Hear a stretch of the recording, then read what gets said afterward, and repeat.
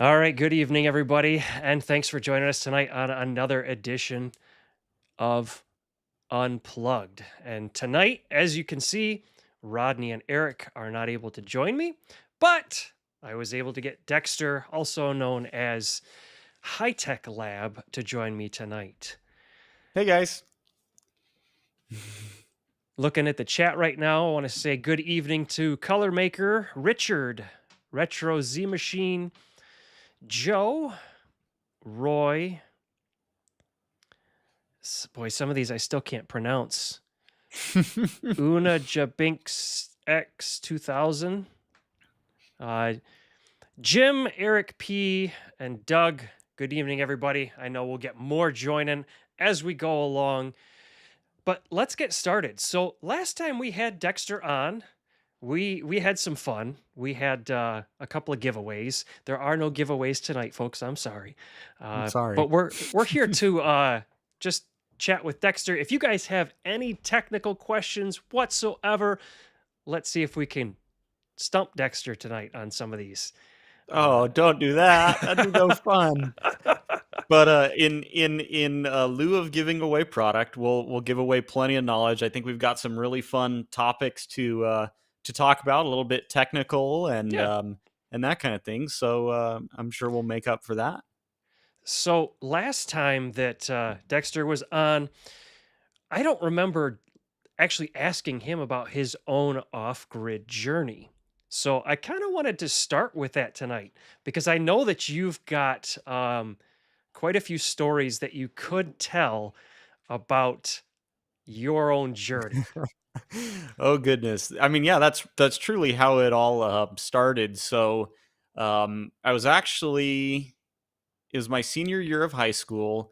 I worked a full time job my entire senior year of high school, and my parents had just bought a 40-acre property in Central California that was just bare land, nothing on it, no power, no water, no septic. I mean, not a house, literally nothing, right? And it was the coolest thing because they had their fifth wheel RV up there, and I can go up there on the weekends and hang out and ride quads or whatever, right? And then fast forward the year, I graduated high school, and this property was closer to where I was working, so I'm like, I'll just stay at the property and kind of live on my own out of their fifth wheel, and that was great until I had to do laundry.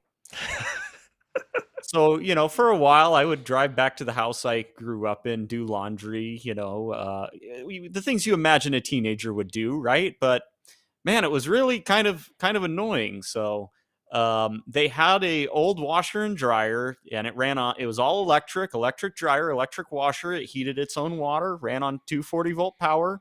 So, we had an old, like 5,500-watt Briggs and Stratton generator, and it was loud. You could hear it from like half a mile away. I kid you not. Hmm. And so we'd use that. I used that and did laundry, right? And there we were. But man, that was really annoying. And fuel was expensive, and I wasn't making a whole lot of money. So I'm like, I started doing some research, and I guess I should add, I was in the electrical apprenticeship. So I was, getting a lot of electrical knowledge and, learning more and more about things.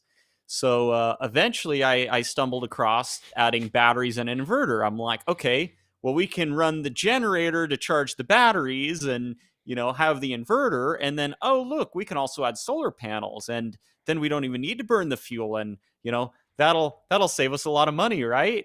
And then Pandora's box was open. So I went online to, it was either Alibaba or AliExpress or something like that, right? And I found a 12,000 watt, 48-volt inverter charger. And it was such a good deal because I was comparing to like the Ames Power inverter chargers, which were like cutting edge at the time, right? Oh, yeah. And I'm like, wow, this is like a quarter the price. Sign me up. Okay, so I send the money to China, the seller, and I hoped something would show up. And lo and behold, 2 months later, here's this inverter that literally it was like 160 pounds. It was almost impossible to move around, Good right? grief. And that's where we got a shipping container, and I'm like, okay, I could get some 2x4s and frame it in, and put the inverter on the wall, and slap some batteries on there, and kind of started building this system, right? And that was kind of our first dabble into solar. um, then my parents, they wanted to be up there more. It wasn't just me, getting to enjoy everything on my own. They started visiting the property a lot more, and now they wanted to run air conditioning, and now it started growing and growing and growing, right?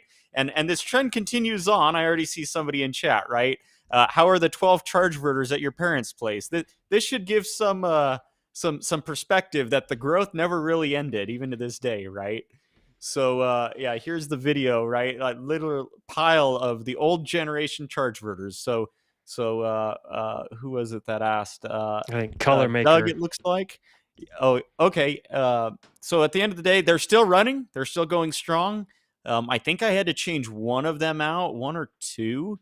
But it was all under warranty covered. But I could talk more about that in a little bit. So at any rate, we ended up getting to a point where we had 32 Group 8D lead acid batteries on 2 shelves, and all this stuff is on the channel. I mean, you can go, Adam, if you really want, like down in the videos. I documented all this as I went, and we just had an absolute pile of these lead acid batteries. And once a week, I would go, and I had a water pumping station, and would top them up with water, and all that good stuff. But then something happened. I got a job in North Idaho, which is was a big life change. So fast forwarding a little bit, I ended up getting my own RV because my parents were staying in their own RV. When I got the job in Idaho, I essentially uh, took it and moved up to Idaho, and said kind of good luck, essentially, right? I visited my parents from time to time, but things like watering the batteries, they weren't prepared for that kind of maintenance that the system took, because prior to then I was doing it all, right?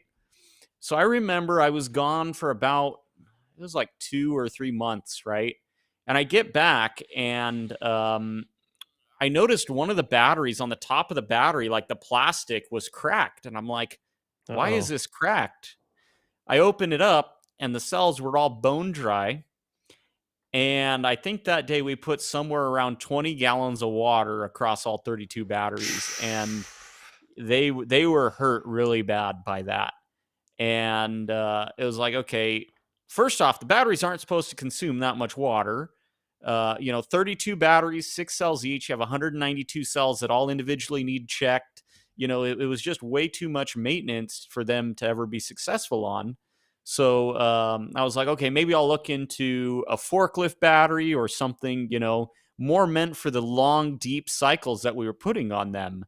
And at that point, by the way, with with the batteries like that messed up, we'd got a generator. It wasn't meant to auto start. I rigged it up with a PLC to make it an auto start. Hey, it That works. was that. I went on the back of the key, connected on 4 wires, got some relays in the PLC, timed everything just right, and yeah, it was a good time. There's videos of that on the channel too, actually. And so we had a point where the generator was auto starting and recharging, in quotes, the batteries like 10 times a night. And Oof. start stop. Like if you look at the actual capacity of the batteries, between 58 volts or so when they're full, and 42, 44 volts where the inverter's shutting off, it was almost nothing. The most common issue we had was where one of the cells in the battery would go bad, like it would internally short out, and now you can't recover that one cell no matter how much you try to charge it. There's equalization charges, there's different chemicals. We tried putting Epsom salt in water and filling them with that to Mm. try to make to recover them, and it was just not it was not possible to recover them. They were hurt that bad, right? So that's where I got an email from a viewer on the YouTube channel that said, more or less, get your head in the game, look at these lithium batteries. And at that point, all I knew about lithium batteries were Teslas catch on fire and they're dangerous, and I don't want to burn down, my electrical room. I worked so hard to build it. And that's where I learned about lithium iron phosphate. And that's where, Pandora's box got opened, and it turns Now out you got lithium iron phosphate is power. pretty cool. So we replaced literally 32 big old batteries. The Costco shelves we had are like 6 feet or 7 feet long, 5, 6 feet tall, right? Four Yep. tiers high of batteries. We replaced all that with a battery bank literally like 24 inches by like 16 inches by like 8 inches. It was 100 amp hours of CALB Where is battery that? cells. It was literally 51.2 volt 100 amp hour battery bank, and that little tiny battery bank somehow outperformed all of those lead acid batteries. And my eyes were open because, like, I mean, I was drawing at one point over 100 amps off this little battery bank. And that's a funny story too. So we got that from a seller on AliExpress. So the guy that emailed me ended up going in with me. He got 16 cells, and I got 16 cells plus two spares, right, just in case. And we got ripped off. They were completely used cells. There was dirt in the vents. They were not the original bus bars. Like, we full on got scammed on it. But you know what? Those used cells still outperform those lead acid batteries. We were still able to beat them up for literally months. And that gave us enough time to learn from our mistake of dealing with, shady sellers. Hmm. And they had the 180 amp hour cell. And we were like, "Oh, these are cool." So I found another seller. I bought four cells, and we tested them out. They were brand new. They were genuine. They had the original bolts. They had the sealing plastic over the threaded inserts to put the bus bars on, and we were like, "Okay, we're good." So we bought 64 of those cells and upgraded the battery bank, and that was like an unstoppable battery bank. No matter what we did, we never ran out of power. Well, until we ran out of power.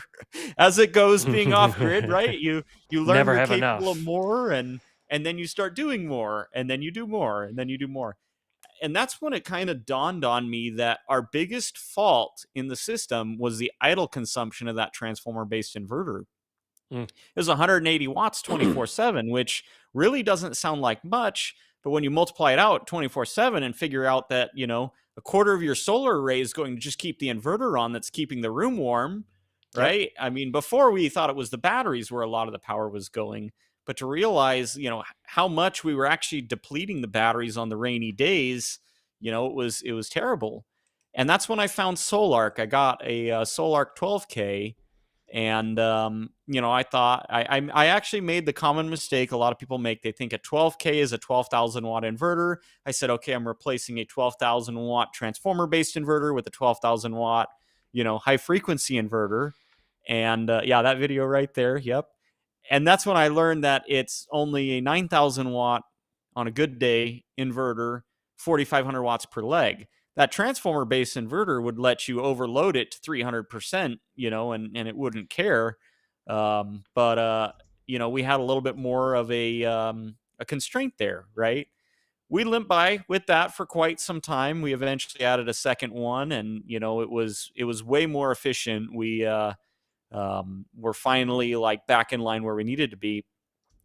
But I made all these YouTube videos, of all this stuff. And the first video I made of the off grid system got over 1 million views. And at the time, like, I was buying all this stuff from overseas, right? And a lot of people were commenting, like, where do we get this stuff, right? How'd you come across this? Where do we find it? All those kind of questions.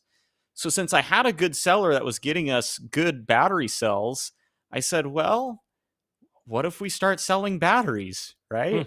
So we bought 24 more cells with all the money we could scrape together. Because at this point, I was kind of like on my own, right? Like, my parents were like, no, we already bought the off grid system. We're kind of good now, right?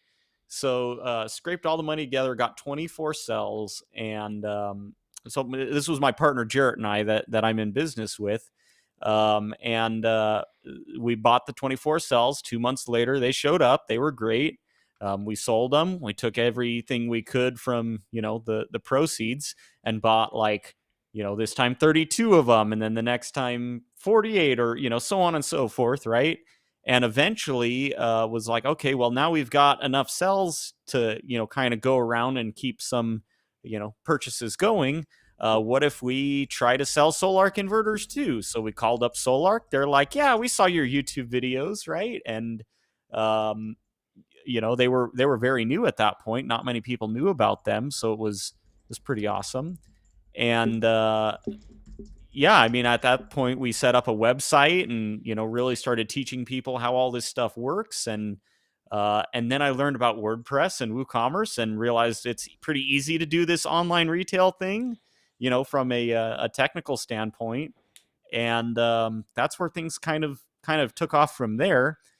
So fast forwarding a little bit, that's when SOK Battery started selling their 12-volt batteries, and they were getting rather popular, and started taking off and that kind of thing.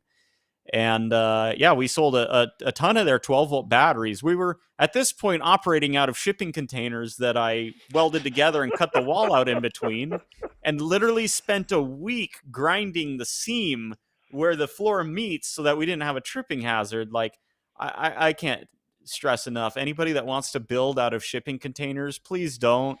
Like, you could literally stick build a house. It's so much less work. It's not that much more expensive, and then you don't have to worry about the metal sweating and your walls molding and all the issues that go along with that. um, but yeah, we were running our office out of those containers you see there. And yeah, that image right there with the grinder sparks, that's no joke. That was a week straight. I kid you not. Um, Good but grief. man, it was really cool to go from here. Here I know nothing about business. I'm working, a full time job, that kind of thing. To hey, these people on the internet think this is pretty cool, and hey, we could make a living doing this. Like, how cool doing something we love every single day, right? Like, what more could you ask for, right? Mm-hmm. Um, so we outgrew the shipping container really quick. Way too much stuff in there, right? So then it was like, okay, what do we do? Well, a lot of our product was coming in from the port of LA. We wanted to get closer to the port. I can't tell you how many times I drove to Southern California to pick up inventory, right? Because we didn't have contract rates. We didn't have any of the shipping advantages there. So I literally got in my old Ford, drug a trailer down there, and did what we had to do. That ended up leading us to move to Las Vegas because it was as close as we could get to Southern California without being in California, because that really sucked there. Now, as far as the story goes, I'm going to take a quick break. We got some questions in the chat that will be fun to answer. So Yeah, we've got quite a few that have been coming in. Even as you've been talking, I'm going to jump to one real hey, fast just lithium because solar's it in there. applies to what you were just talking about. But Joe was wondering how many grinding discs did it take to put those containers together. It was bad. It was so bad that not only did we wipe out every single grinding disc on the property, but it got to the point where there was a like 6.5 inch grinding disc that I'm like, you know what? Screw it. Here goes nothing. I put the 6.5 inch disc on the 4.5 inch grinder. It was sketchy as can be, but man, it was so many discs. I It mean, I, eventually I got lost down to the count. right size. Yeah, it did. It sure did. We wore it down to the nub because, I mean, at this point, right? I mean, the consideration is we really didn't have much money. We were taking all the money we could and investing it in, inventory and that kind of thing. So we literally scraped together every penny we could. We were as frugal as we could. Once the containers were all put together, it was winter. It was in the middle of winter. Like, it was actively raining while I was welding. Mm. And oh, that was a funny story. One of the square tubes at the roof of the container somehow was full of water. And as I was welding down the length of the container, I stick welded the whole thing, right? I started heating up. It started heating up, expanding, that kind of thing. I got to the end and it finally like blew out the weld and, all the hot metal, right? And there was literally a geyser of water shooting in the air Shooting through the right little out. pinhole for like 2 or 3 minutes. I'm like, where's all this water coming from? It was the wildest thing. But yeah, good times, good memories, man. Thanks, Adam, for taking me down memory lane there. Oh, no That's problem. good times. So let's see Um, here. We'll jump over to some of the questions we've got here. Richard says he's got a nut and a bolt to connect by a battery to the inverters. He can't find a bus bar that fits. There's got to be some context that we're missing to this. yeah, I'm not totally sure. Let me Um, look this through is the. the good old case in tech support where the picture's worth 1,000 words. Yeah. Uh, He says his bus bars won't work with the cable from the batteries. Oh, so he must be talking about like different size studs versus the lug size. gotcha. I guess Yeah, if I it's mean a there are big one, drill it out. 5/16 or 3/8. Yeah, I mean you can usually drill lugs depending on like a 4/0 lug, no problem to drill. Like 6 gauge lugs though, Mm, I'm trying to think of which scar it is. I have a scar on my leg where I was holding something in my hand, kind of half hunched over, and the drill bit caught. It went through right into my leg. So just be careful. Use a vise and a drill presses if you can. That's my advice. Step drills are also your friend if you're drilling lugs out. Versus yeah, copper bites really well. So the few um, times I've done it, I've nearly broken my wrist because I'm yeah, holding, with vice grips in one hand the lug and I'm trying to drill and then the bit catches and it yeah. twists really hard. Let's see here. We got Doug's question already about the 12 charge verters. Oh yeah, yeah. Yeah, Uh, so I guess I'll add on there the only thing that went wrong on those charge verters was the AC wiring had it ran across a sharp edge internally, so it eventually rubbed through. And I technically could have just slid some heat shrink on there to fix it, but it's always better to be safe than sorry, right? And we just swapped it out. I know in the new version, the GC version, right? That's not an issue. They have that really cool quick connect cord, which I don't know yes, if you know, Adam. Have you seen that they have the 120-volt version to plug in a normal wall socket? I did. I'm wait. There was something else that I was waiting for on that quick connect, but I don't remember what it was.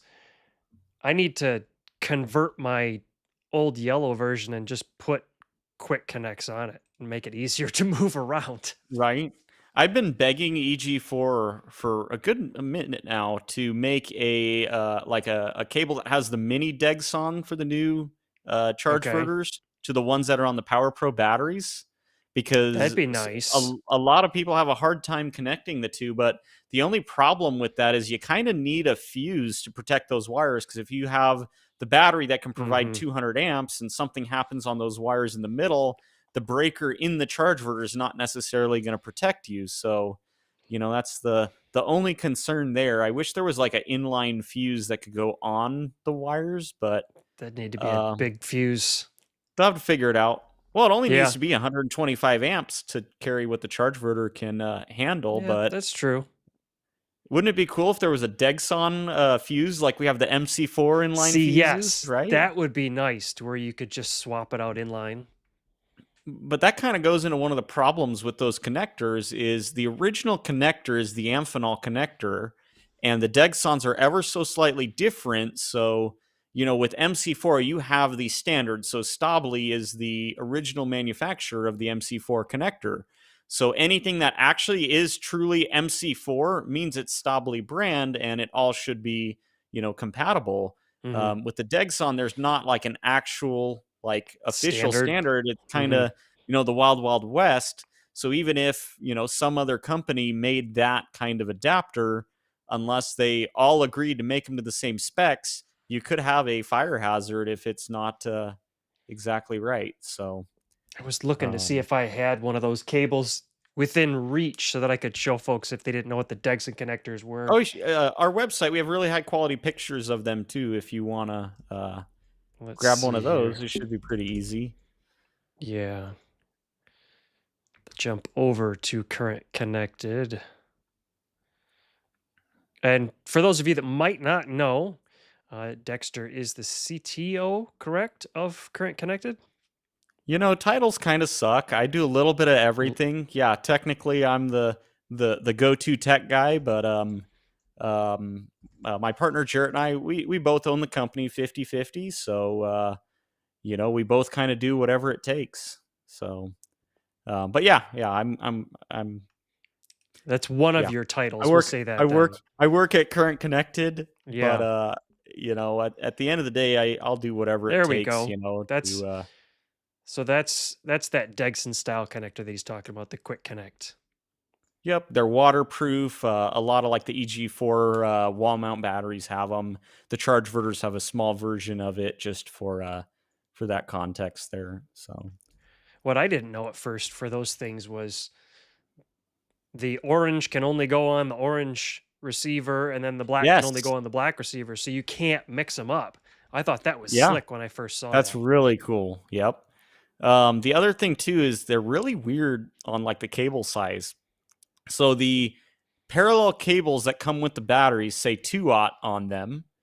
But if you take 2-aught from a company like, say, Windy Nation, right, very Mhm. common battery cable maker, and you put it in the connector, It it's won't like fit. really, it fits, but it's not tight enough to where you can get a proper crimp on it. Hmm. So then the next common size is 4-aught. 4-aught you can fit if you like hold your tongue at the right angle and have really good patience, right? 3-aught fits properly. So that's one thing, right? Is the cable sizing is a little weird. 3-aught's not very common for some reason. That's kind of one of the sizes that's Yeah. skipped. But if you take the other end, right, you have that 2-aught, fine strand cable, from the parallel cables, and you try to put a 2-aught lug on the end. The lug barely, like, it's way too tight. You try a 4-aught lug, it's too loose. You try a 3-aught lug, it's about perfect. So, they're kind of all over the place. So, um, yeah. Well, let's see here. Donald's got a question about the Victron Multi Pluses. So if two Victron Multi Pluses, the 48 volt, 5000 VA Yep. inverters are in split phase, is at 4000 watts per inverter at 240 volts? Yes. So if your load is a 240-volt load only, it's technically 8,000 watts total, which is 10 kVA or 10,000 VA. If you're drawing on, like, if you have a 120-volt load that's only drawing on one inverter, that one inverter still only can do 4,000 watts. So if all your loads are perfectly balanced, yes, you can draw 4,000 watts per inverter, 8,000 watts total. But if you're unbalanced, you can't exceed, 4,000 watts per leg. I usually like to think about those like looking at the amperage ratings, what the inverter is rated in terms of amps, and then seeing, amps per phase. That's actually, believe it or not, so we obviously have a tech support department at our company. And a lot of the techs, when they're new, the number one thing that they struggle to understand is like split phase power and auto transformers and, how the legs balance and that kind of thing. That is one of the harder concepts to grasp. So don't feel alone if you're struggling a little, on how that works there. Let's see here. Retro Z Machine. This is a company that I've heard of a long time ago, but I don't hear of much anymore. Is Genetry Solar still around? I know that was like a I'm not one man sure. show. I don't know. I wouldn't be able to say. But one thing I did see just the other day is Sensata, the company that owns Magnum Energy, officially announced that they're discontinuing Magnum and Dimensions inverters. Hmm. So those have been around forever. I mean, I think the same guys that run Midnight Solar started Magnum. So kind of interesting to see how that company's changed hands and is going different directions, as time has gone on. Well, I told you that as we get into some of these questions, we're going to end up really going all over the place. So, Oh yeah. moving from the Victron side of things, uh, Donnie has a question, wondering, do you guys do the after sales support, or does EG4? He just had some issues come up with his other unit from Signature Solar that needed a Yep. firmware update. So for stuff purchased through us, absolutely, we're your point of contact. We're not just in it for the sale. We're here for the long term, right? The way I always put it is, we're looking to have a solution for our customers, not just a, product, right? And that means even after the sale, right? So if you have any issues with any product you buy from us, give us a call, right?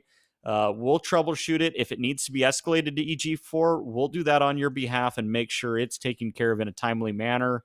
If we determine a product is, faulty, like we troubleshoot it, it's obvious there's something wrong, right? We're essentially getting it changed out on like we handle all that with you. We don't need to go to EG4 for all those approvals. Then once you're back up and running, we deal with it on our end. That's our responsibility and why we're a part of the picture. Now that being said, that applies to stuff purchased through us. If you got your other inverter from Signature Solar or somewhere else, right? We may not be able to really help on that. But we can be a little bit flexible on that, right? Like if you're doing a parallel system, we're not going to say, okay, you're totally on your own. Good luck, have fun. We're going to, at least try to help, right? But if it's deep into it and that inverter needs to go back or something like that, under RMA, we can't really step on their toes and, speak on their behalf and that kind of thing. So, like I said, we'll try our absolute best. That's why we're in business, right? Like I don't know if everybody's been here for a minute, but right, we started out in this as doing it ourselves. We know what it's like to have no support because we were buying stuff from companies overseas that have truly no support, right? And we don't really Hmm. wish that on very many people, right? So that's where we want to be, the difference that we really could have benefited from in the beginning. So, good question though. Thank you. Speaking of DIY, what are your thoughts on building your own battery bank and combining with a midnight battery combiner at their breaker? Hopefully, going to combine with the EG4 Indoor Power Pro and get 100 kilowatt hours or so. I don't typically like it. It works. You're definitely going to hit some challenges with if you want like closed loop communications. Mm. That's the number one problem there.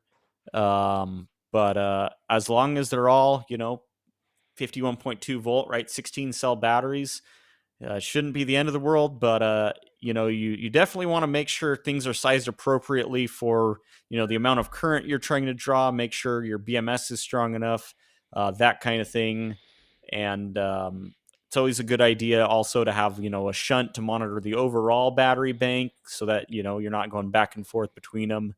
But look, I mean, there's YouTubers that have 15 different batteries all connected together, and they're just fine. So, hey, Adam, good to see Yep. you. Yep. I've got DIYs, server racks, they're all connected together. But like Dexter said, I've got a shunt that can help me at least get a ballpark idea because you're never going to get communications between all of them. It's just not going to Right. happen unless they're all from the same place. Which at that So point, right, they're probably the same battery, right? I yeah. mean, kind of mute point at that, when you get there. The other thing too, I would say it depends entirely on, you know, let's say it's for your home, right? Who's there? If it's you there, Hmm. you understand what's going on, all that kind of thing, great, go for it. Not a problem. You can keep an eye on it and know what's good and what's bad. But like if I'm making a recommendation for a customer where they don't, they're going to have an installer put in the system and, they're not very technical. They don't know, what all the different numbers mean and that kind of thing. I would probably say it's better to keep stuff matching. That way you're not, having to stress about it and everything can be a little bit more seamless there. So yeah, I really think it depends on your level of experience and comfort with running the system. Looks like he says that the JKBMS will be used for communication. I'm just trying to go back Adam, and correct look me at. if I'm wrong. Didn't he say he was going to mix it with EG4 batteries? Is that right? Yes. So he said hopefully he's going to combine with the EG4 Indoor Power Pro to get 100 kilowatt hours or so. I don't think the JKBMS will communicate. So that's one thing that I think a lot of people get mistaken on is like for example, SOK for a while had the base model battery that had no communications, and then they added a version that had communications. And you know, a lot of people thought they could just add one that has communications, and you know, it'll report all the information for all the other batteries. And that's not the case. So for example, the BMSs usually report a charge and discharge current limit. And let's say it only sees one battery. Well, it's going to say, okay, let's say, for example, 95 amps because it's a 100 amp hour battery. Well, let's say you have 400 amp hours of capacity and that can discharge, say, you know, 380 amps or so, right? Let's say you're leaving 5 amps of margin so you don't trip it out. Well, that's not being sent to the inverter, and you can get in a situation where stuff's going to be limiting because the BMS that is communicating doesn't see the whole picture. And now you've got instabilities. You know, it's like when the left hand doesn't talk to the right hand. You know, it's not Well, always ideal. and here's something that maybe you can help clarify a little bit, Dexter. So even if two batteries use the pylon protocol from two different manufacturers, the Hmm. battery to inverter protocol is pylon, but the battery to battery could be a different protocol. So the two Yes, can't talk to each other, right? correct. And Yep. that's usually how Usually it the works. battery to battery is, I don't want to use the word proprietary, but that's probably the best word. Hmm. You know, they're that's less likely to follow a standard than the battery to inverter where they need to match the inverter. Yeah. Um, so, Because, yeah, I know I get the um, question from a lot of people. Well, they both talk pylon. So why don't they work together? mhm. And it's like, Somebody ought to make a hub that takes in multiple batteries of all the different brands and yes, all the different, you know, protocols, make sense of the information, and then output, you know, a combined, you know, like set of data for the inverter. But you know, you probably aren't going to sell that hub for more than $100, and the amount of R&D to go into that just to make everybody it's get going to be a along is lot. cost prohibitive. So, Yeah. oh, somebody just said that. No way. Somebody commented on it, yeah, just Oh, that's too before we funny. talked about that, because I've been thinking about that for a long time too. It's like, they need something that can take these different languages and let them talk to each other. Yeah. Well, so here's the question I've asked for years is why does it have to be CAN bus? Why can't it be Ethernet, for example? A lot Hmm. of people will say, well, Ethernet has delays or it's not quick enough or that kind of thing. But even the audio visual industry, there's a protocol called Dante, and they're literally sending audio signals in live performances over Ethernet. So Oh yeah, if it's good NDI. enough for, you know, a singer to not have a weird delay on their microphone, then, you know, again, why can't it be fine for inverters? It's good for, you know, so yeah, so why can't everybody agree on a standard? Why can't it be something that's so common like Ethernet? You know, because then it unlocks. Well, you have options, right? You have one side of the table that's going to say, well, I don't want my batteries connected to the you know, to the Ethernet or to the internet, right? Because then, you know, all the Sure. security issues, right? So I would say it needs to be a system that can be, you know, air gapped from the rest of the world. But man, wouldn't that be cool going into each battery? Each battery has its own, you know, web portal interface, whatever. I mean, this is all stuff that many people, you know, far smarter than me have already figured out. So yeah, Well, we seems too are simple. can't believe we're 40 minutes into the stream already. We've got 61 viewers. I want to say good evening to those that I haven't that have joined us in the last, I don't know, 20 minutes or so. We've been going through a lot of different questions all over the board, and we have another one. This one might be a little insider information if we can get it out of Dexter. I don't know. But William wants to know if you have any idea when the PowerFlow 16s are coming back in. I don't have an exact date. I'm under the impression they're coming back in pretty soon, but you know, I still have stuff on back order, so yeah, keep an eye on our site. We'll send out a newsletter. We have at the bottom of currentconnected.com, there's a little box, put in your email for our newsletter. That's definitely an option if you want to get an email when those are back. Let's see here. Jake says he has dual multi plus 5 kVB setup. Is there a way to switch between split phase and 240? Excuse me, split phase 240 and single 120 without reprogramming? Not if you want the output to go to just a single unit 120. So I've seen this where they're trying to save the idle consumption of one unit, but I do want to mention that multi plus 5 kVA, those are 15 watts of idle consumption. Yes. That's the lowest I've seen. I mean, I think is it 15 or 14, but I mean, we're so low that it's almost kind of like not even worth, arguing over, right? Right. Um, but um, there is a way to set it up so that it can take in a 120 volt source and output 240. I don't know. Have you ever played with that, Adam? Mm-mm. So when you're paralleling your inverters, you're setting them up for split phase with VE bus configure. There's a little checkbox in there that's checked by default that says switch as group. When Oh, that yeah. box is checked, both inverters need to see, the same input as the output for them to both switch. But if you uncheck that, you can feed 120 into one inverter. It will switch into charger mode, and the other inverter will stay 180 degrees out of phase and continue inverting, so you still have 240 volts out. Nice. That's, It's pretty cool for guys that are mobile, because then they can yeah. use their built-in generator and still run like a 240 volt mini split on their rig. So that kind of gets into some questions we were getting, I think, early on about like the grid boss. Was that an AC coupling? Did we want to get into that at all quite yet? Um, look through some of these other questions here real fast and just see. Yeah, that multi plus two is low frequency. So you compare the 12,000 watt inverter I had that was 180 watts. You could imagine how blown away I was to see 15 watts on a low frequency inverter with the multi plus two. Those are popular. Those are actually our best selling Victron inverter across the board. It's pretty impressive.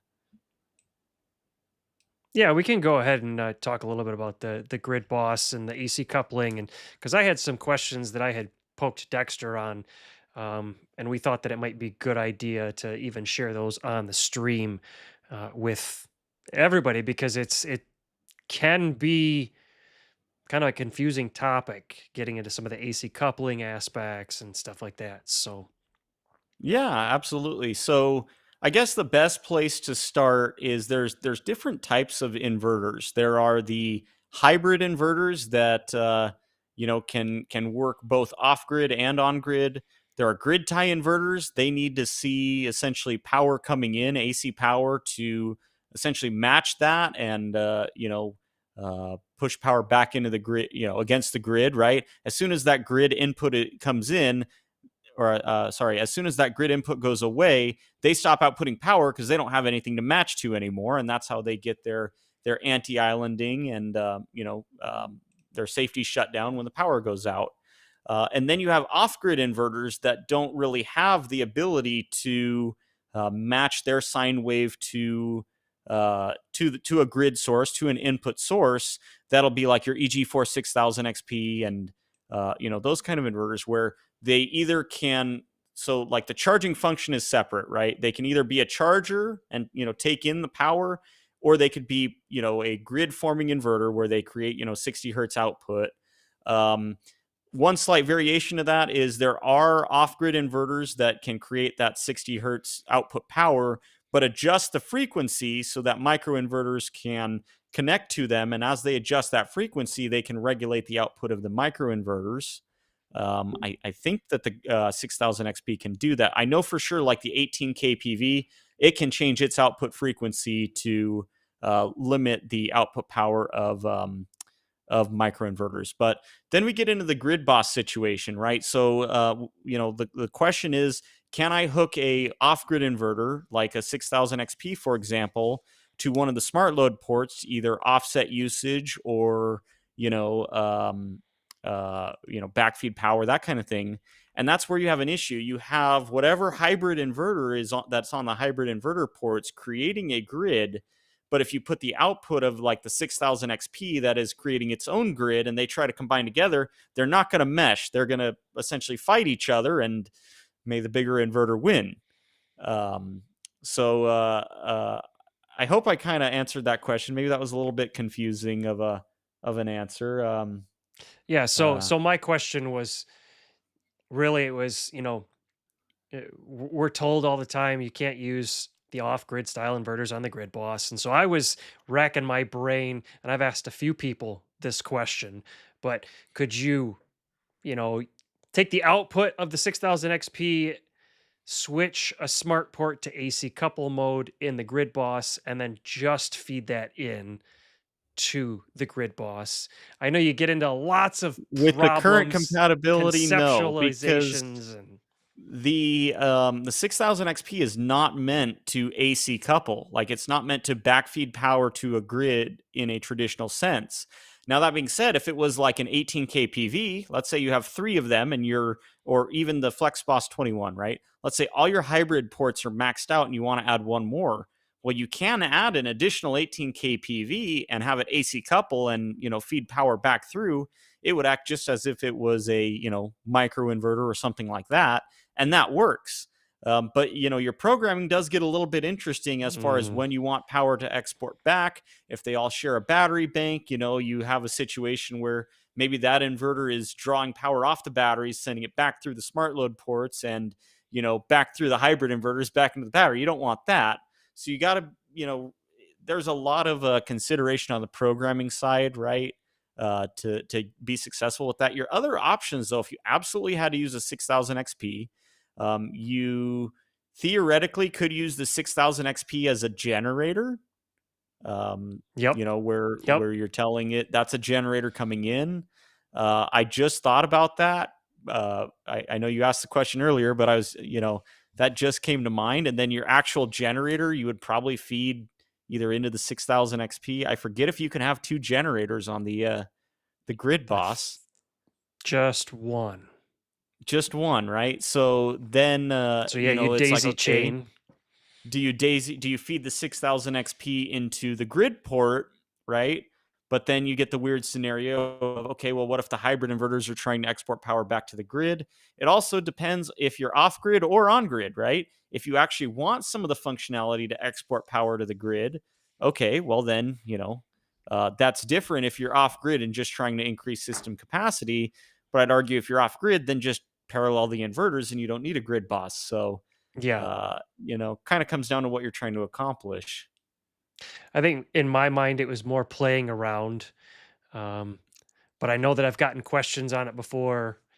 Um, and it was more thinking from the standpoint of, if you only had the 6000 XP and nothing tied to the hybrid ports. But then you're really looking at it as a very expensive combiner Yeah.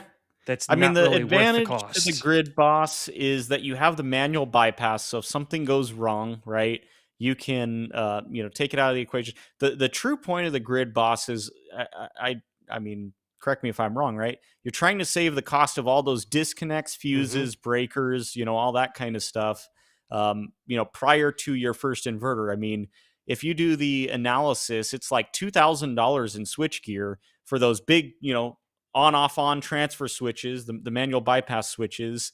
They're not Fuse cheap. disconnects aren't cheap, breaker panels aren't cheap. Before we even talk about the cost of the copper wiring between it all, right? You're already, a lot deeper into it. So, that's one of our struggles we see, with current connected, right? When customers call in, they only look at the cost of certain components. It even comes down to, they don't even look at the total cost out the door. They just obsess over something like the shipping cost, for example, right? You have to consider the cost of the entire system and do apples to apples comparisons. You may see, okay, the 6000 XP, let's use an example. Let's say 2 of them was cheaper than a 12,000 XP.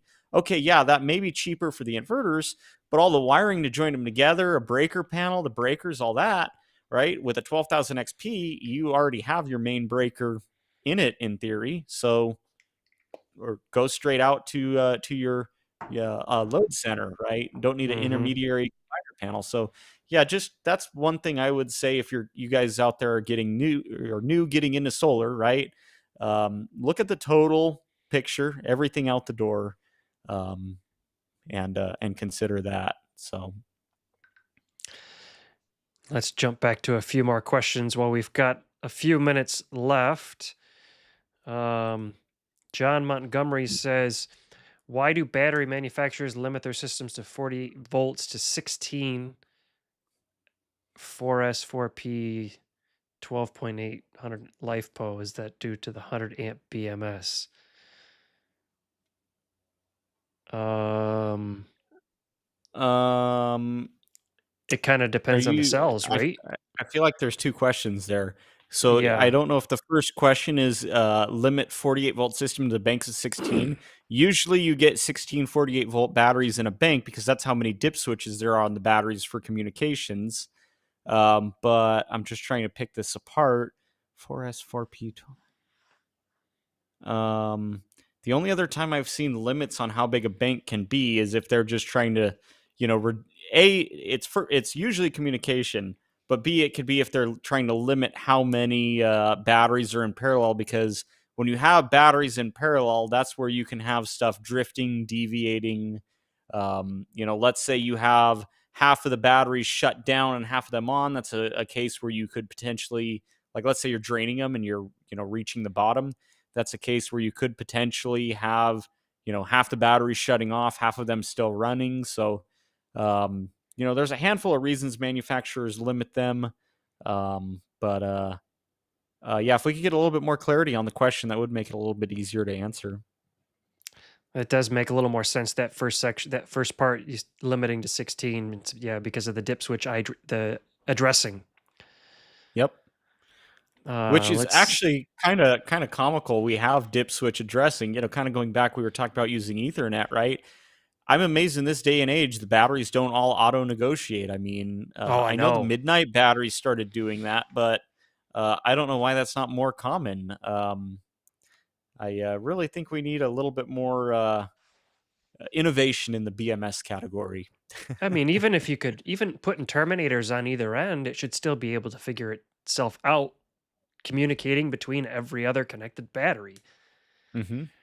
I mean, you look at the old days of how, networking used to work, right? I mean, there were days where, yeah, you had certain configurations like that with thicknet and, all that kind of stuff. Hmm. And you had to have terminators, and we got rid of it there. So yeah, We're stepping backwards. got to move forward. We got to make Manual better switches. stuff.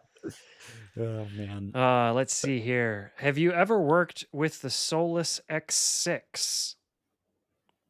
isn't that? I haven't, but is that Anchor? Uh, Anchor product? Maybe I'm losing my mind here.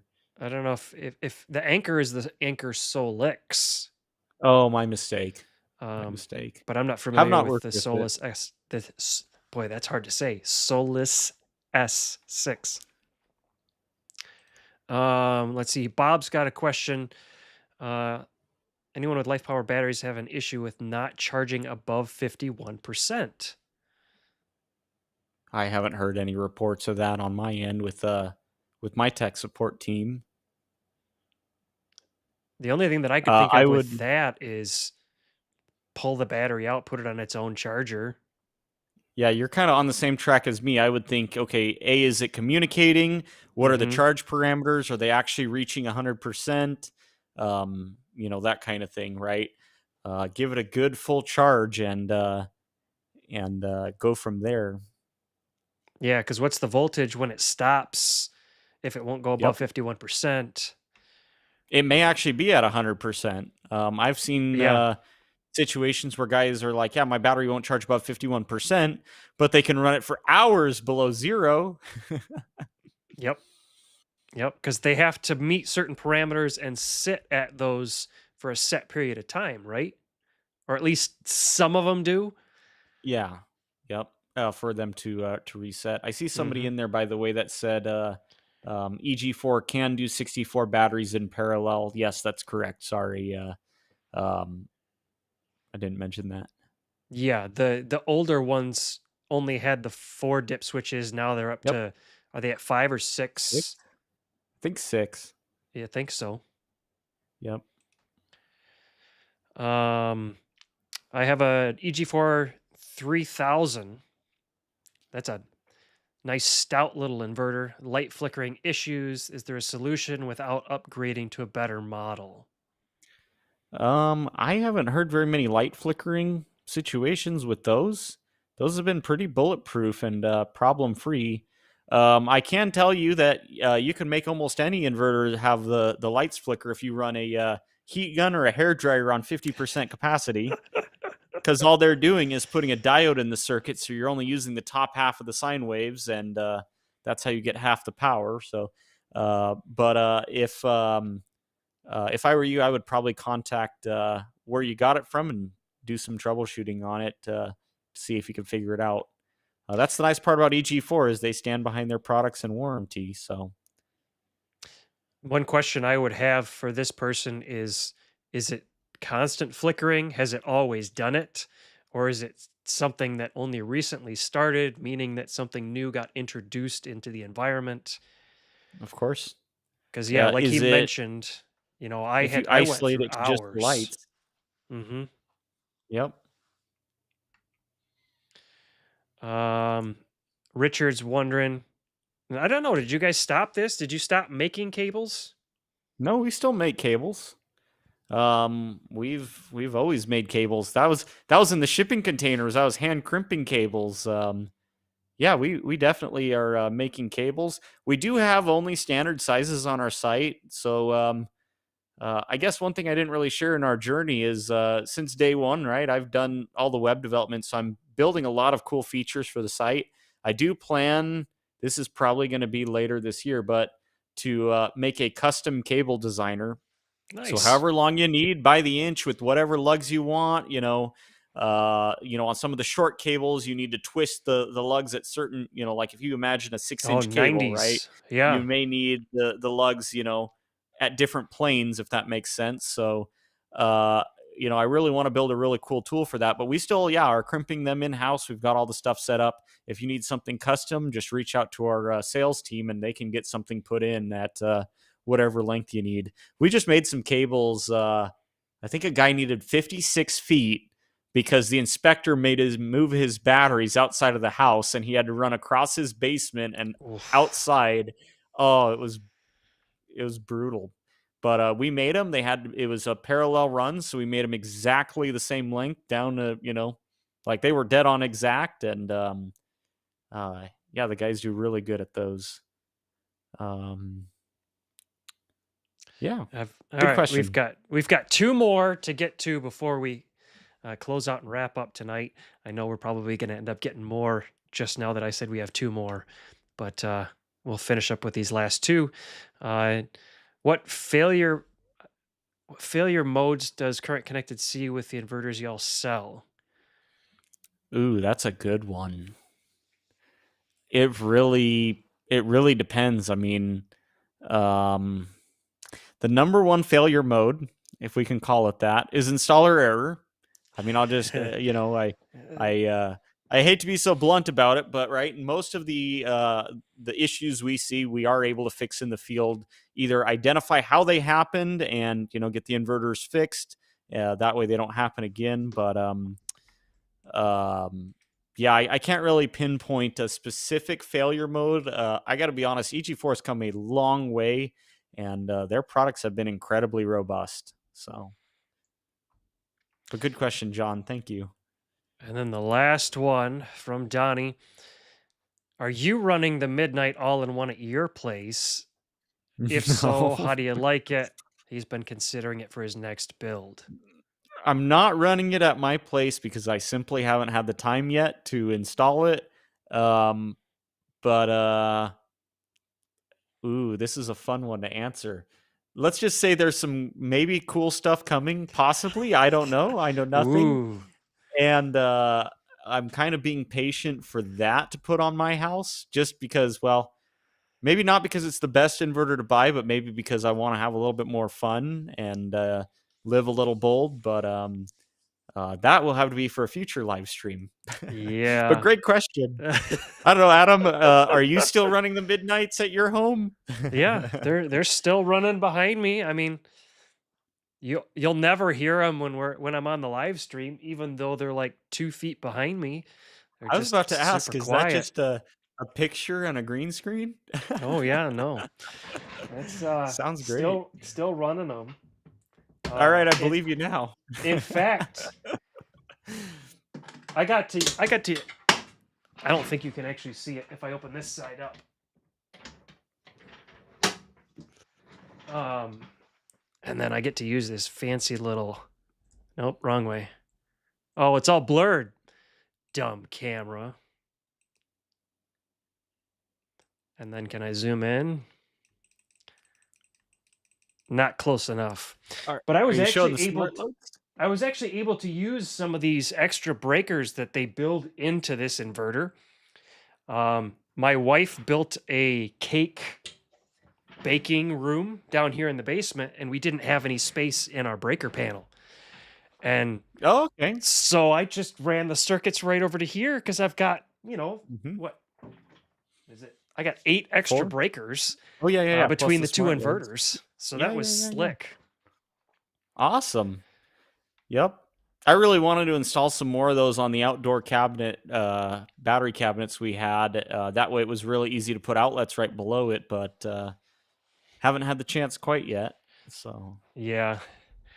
Well, Dexter, it is 9 o'clock already, and I want to thank you for joining me tonight because otherwise these guys would just be stuck with me for the last hour, and nobody wants to come sit on, here that's and listen pretty to me the whole fun. time. Pretty fun. It's enjoyable. It's always fun when you can bring somebody else in, especially somebody that has uh, a lot more knowledge than I do on all this stuff. Oh, give If yourself credit. You're doing great, Adam. if you guys knew some of the questions I asked this guy, I could almost feel the eye rolls just because I didn't know the answers to a lot of this stuff, and it's, kind of basic stuff, but Dexter's been so patient with me just trying to answer my questions, and helping me out, and so, having him on with you guys, answering really almost any question you could have, uh, it's been fun.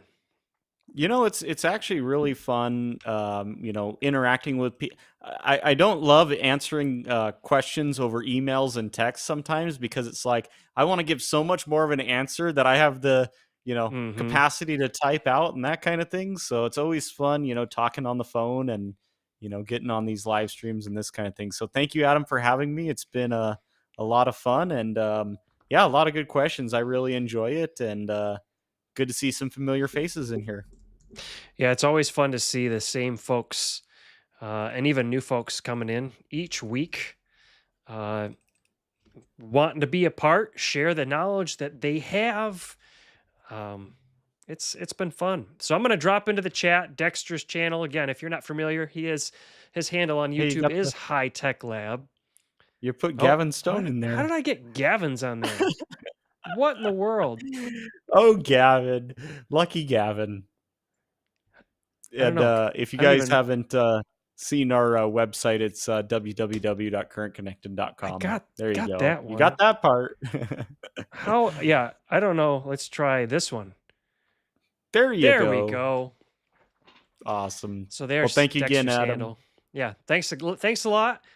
We will have Dexter on again because I know that he's got some stuff in the works that he's In the dying future. In the future. to get out, but not yet, not time. But Soon. yeah, When we're we'll have ready, him. we like to do it right the first time. We'll have him back on for that. So thanks again for joining us all tonight. We'll be back again next week. I don't know who's hosting, so it'll be a surprise to you, just like it's going to be to me. So y'all stay safe, stay cool, and we'll catch up with you later.